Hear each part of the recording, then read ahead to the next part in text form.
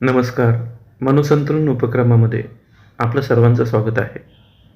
मी doctor Jitendra Gandhi आज आपल्यासमोर मनाच्या एका आगळ्या वेगळ्या सवयीबद्दल आपल्याशी संवाद साधणार आहे. मानवी मनाला एक मानसशास्त्रीय एक सवय जडलेली असते. ती सवय म्हणजे आपल्याकडे उपलब्ध असलेल्या गोष्टी, आठवणी, भूतकाळ आणि भविष्यकाळ याला घट्ट पकडून ठेवण्याची सवय.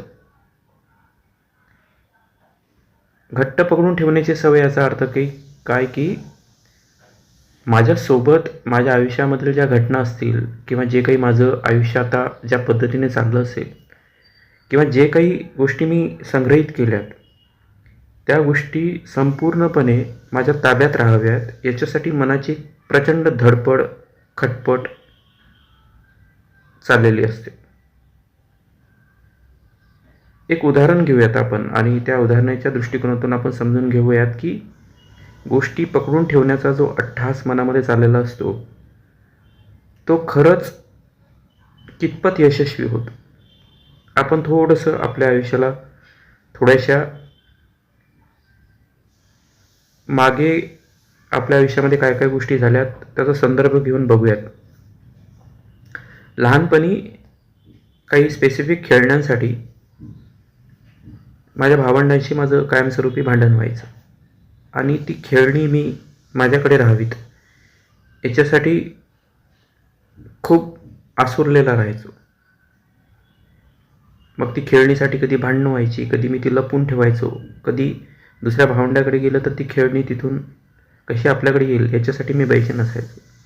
रात्री बेरात्री मी त्या खेळण्याच्याबद्दलच विचार करत राहायचो आणि कायमस्वरूपी ते जे खेळणं होतं ते माझ्याकडेच राहावं याच्यासाठी माझं त्या बालमनात अट्टहास सुरू होतं.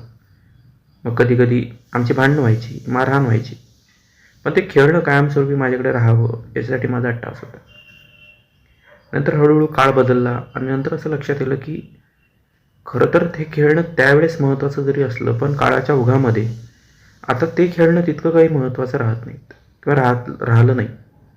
आणि नंतर ते खेळणं सोडून मी दुसऱ्या गोष्टी माझ्या आयुष्यामध्ये पकडायला लागलो.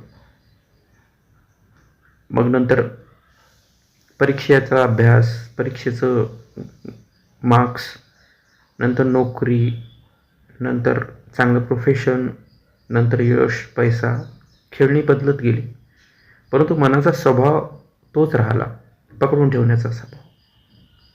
आणि जेव्हा आपण या सर्व गोष्टींकडे तटस्थपणे बघतोय तेव्हा असं लक्षात येतंय की आजही बालवयात चाललेला जो प्रकार होता की गोष्टींना पकडून ठेवायचा, घट्ट ठेवायचा, तो आजही तसाच चालला आहे. मग आज फक्त ते खेळणं बदललं आहे परंतु गोष्टी त्याच आहेत. मग माझ्या नात्यामध्ये मला प्रचंड स्थिरता हवी किंवा माझ्या नात्यामध्ये प्रचंड मला पकड हवी. माझ्या नात्यामध्ये माझ्या मनाच्या विरोधात काही झालं तर ते मला त्रासदायक ठरतं. नोकरीमध्ये सुद्धा, व्यवसायामध्ये सुद्धा आपल्या मनासारखंच सर्व व्हावं असं आपल्याला इच्छा असते आणि त्या गोष्टी तिथल्या कंट्रोलमध्ये राहाव्यात, त्या गोष्टी आपल्या हाताच्या बाहेर जाऊ नयेत असं आपल्याला मनोमन वाटत राहतं. परंतु बालमनामध्ये माझ्या ती जी अस्वस्थता होती ती अस्वस्थता आजही जर संपत नसेल तर मी या गोष्टीपासून काय शिकलो तर खेळणी महत्त्वाची नाहीत. त्या खेळण्यांना पकडून ठेवण्याचा जो मनाचा अट्टहास आहे तो मात्र कुठेतरी आपण नव्या पद्धतीने बघायला हवं. आपण आपल्या स्वतःला सुद्धा ज्या पद्धतीने आपण जगत आलो आहे त्याच पद्धतीने पुढे पण तसंच जगावं अशा पद्धतीची परत पकड आपण आपल्यामध्ये ठेवतो. आणि ही पकड जी आहेत, हे पकडून धरून ठेवण्याची जी वृत्ती आहे ती माणसाला आयुष्यभर अस्वस्थ ठेवत राहते. त्यामुळे याच्यामधला बराचसा भाग खूप महत्त्वाचा असेल की आपण गोष्टी पकडून नाही ठेवल्या आणि हाताबाहेर गेल्यात तर असा पण प्रश्न मनामध्ये येऊ शकतो. परंतु आपल्या हातात शेवटी राहतं काय याचा पण अतिशय हळूवारपणे विचार करणं गरजेचं आहे. ते खेळणं माझ्या हातात राहिलं का? काळाच्या ओघामध्ये ते खेळणं निघून गेलं. मग 10वीमध्ये असंच सुरू झालं की चला 10वीमध्ये चांगला अभ्यास करा, त्याला चांगले मार्क्स मिळवा. ठीक आहे, त्यावेळेस ते अभ्यास केला पण नंतर 10वीचं जे गुणवत्ता होती ती नंतर निघून गेली. ॲकॅडमिक जी गुणवत्ता होती ती जेव्हा मी अचीव केल्यानंतर जेव्हा मी कामाच्या ठिकाणी आलो तेव्हा असं लक्षात येतं की ॲकॅडमिकपेक्षा व्यावहारिक ज्ञान फार महत्त्वाचं आहे. आणि खरं तर त्यावेळेस फक्त ॲकॅडमिक्स व्यवहाराच्याच मागे आपण लागलो, व्यावहारिक ज्ञान मिळवलं नाही.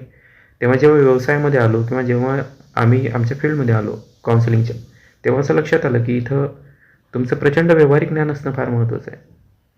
म्हणजे सांगण्याचं तात्पर्य काय की खेळणी बदलत राहतात, परंतु अस्वस्थता तीच राहते की आपण परत काहीतरी नवीन गोष्टींना पकडून ठेवण्याचं. आयुष्यामध्ये बहुतांशी गोष्टी आपल्या कंट्रोलमध्ये ठेवणं अपेक्षित आहेत, आपण ठेवण्याचा पण प्रयत्न करतो, परंतु जो अट्टहास आहे की प्रत्येक गोष्ट ती माझ्या कायमस्वरूपी कंट्रोलमध्येच राहावी, खरं तर हे ताणदायक आहे. आयुष्य अशा हलक्या पलक्या पद्धतीने जगता येऊ शकतं का की काही गोष्टी मी प्रयत्न करेल की माझ्या कंट्रोलमध्ये राहाव्यात आणि तेवढ्याच गोष्टी मी असा प्रयत्न करेल की कंट्रोलमध्ये ठेवण्याचा प्रयत्न केला पण नाही राहू शकले आणि त्यामुळे त्यांना मुक्त हस्ताने अतिशय आनंदाने मी मोकळं करतो आहे. तर हा जो 50-50चा गेम आहे याची प्रॅक्टिस आपण करू शकतो. काही गोष्टी आयुष्यामध्ये कंट्रोलमध्ये ठेवणं गरजेचं पण आहे. उदाहरणार्थ तुमचं आर्थिक स्थैर्य हे तुमच्या कंट्रोलमध्ये ठेवणं गरजेचं आहे. पण काही गोष्टी अशा असतील की ज्या जर तुमच्या आटोक्यात राहत नसतील आणि जर त्या पुढे जाऊ इच्छित असतील तर त्यांना मुक्त हस्ताने जाऊ देणं याच्यावर पण आपण विचार करायला पाहिजे. हा विचार मी तुमच्यापर्यंत ठेवतो आहे. निर्णय आपल्या सर्वांनाच घ्यायचा आहे, परंतु तुमचं काय मत आहे हे पकडून ठेवण्याच्या वृत्तीबाबत मला आलेला अनुभव मी तुमच्याशी शेअर केला. तुम्ही पण आपलं मत शेअर करू शकता. त्यामुळे पकडून ठेवणं जितकं महत्त्वाचं आहे तितकं काळानुरूप त्याला सोडून देणं ही कलासुद्धा आपल्याला शिकावी लागणार. आपल्या सर्वांचा दिवस शुभ राहो. आपल्या प्रतिक्रिया नक्की पाठवा. Thank you so much one and all.